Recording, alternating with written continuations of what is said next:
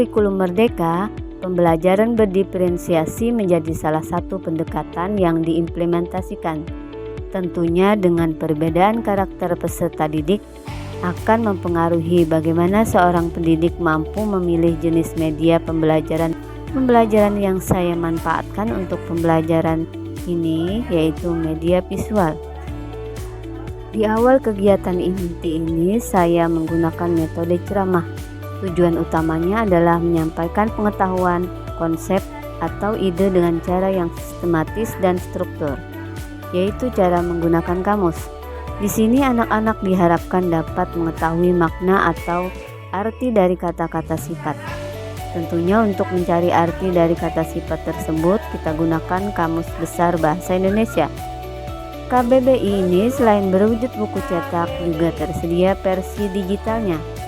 Kamus ini dapat diakses melalui perangkat komputer atau perangkat mobile seperti ponsel pintar. Versi digital biasanya memiliki fitur-fitur yang memudahkan pengguna untuk mencari kata-kata, mendapatkan definisi, sinonim, antonim, dan informasi lainnya yang terkandung dalam KBBI. Hal ini tentu saja sangat memudahkan kita untuk mencari kata-kata dalam bahasa Indonesia daripada harus membuka kamus yang tebal. Langkah selanjutnya, anak-anak saya bagi 3 kelompok, yang mana saya arahkan untuk melakukan diskusi. Diskusi di sini melibatkan interaksi aktif antara pembicara atau moderator dengan peserta. Tujuan utamanya adalah mendorong pertukaran gagasan, pendapat, dan pandangan antara peserta. Diskusi bisa lebih dinamis daripada ceramah karena memungkinkan peserta untuk bertanya, menjawab, dan merespon langsung terhadap konten yang dibahas. Hal ini juga dapat memicu analisis lebih mendalam tentang topik yang sedang dibicarakan. Di langkah ketiga dari kegiatan inti ini, yaitu saya lakukan dengan presentasi. Presentasi adalah metode untuk menyampaikan informasi dengan menggunakan media visual. Dengan media visual ini, seperti slide PowerPoint atau visual lainnya, presentasi dapat mencakup elemen ceramah dan diskusi, tetapi fokus utamanya adalah pada penggunaan visual untuk mendukung penyampaian informasi.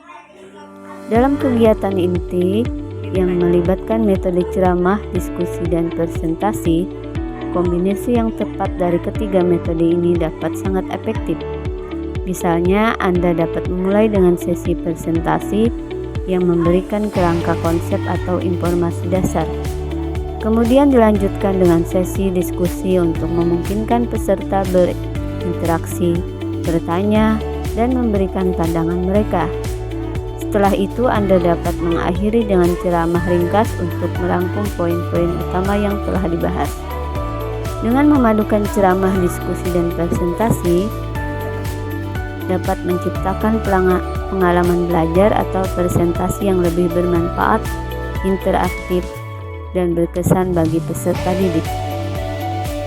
Dalam video ini, saya juga menggunakan strategi discovery learning, yang mana melibatkan pembelajaran yang aktif, di mana peserta didik diberi kesempatan untuk menjelajahi konsep dan materi pelajaran secara mandiri melalui eksplorasi, observasi, dan interaksi dengan lingkungan.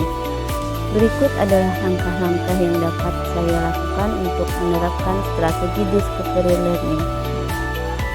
Langkah pertama, pemilihan materi. Materi pelajaran ini sesuai dengan strategi discovery learning, yang mana siswa melakukan pengamatan langsung. Langkah kedua, menyajikan pertanyaan pemandu. Saya memulai dengan memberikan pertanyaan pemandu yang terbuka dan merangsang pemikiran. Pertanyaan ini mendorong peserta didik untuk berpikir kritis, mengamati, dan merumuskan hipotesis sendiri.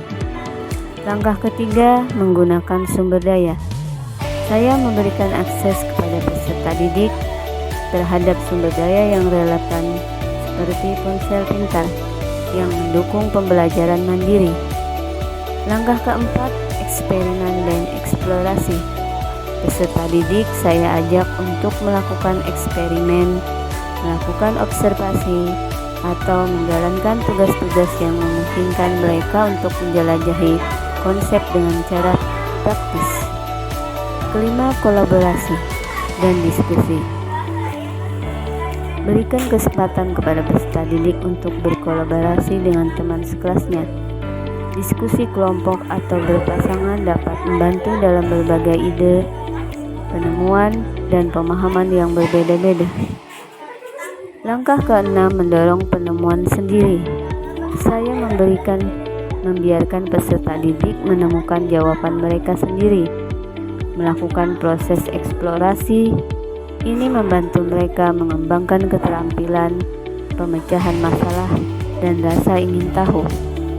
Langkah ketujuh yaitu pemahaman mendalam.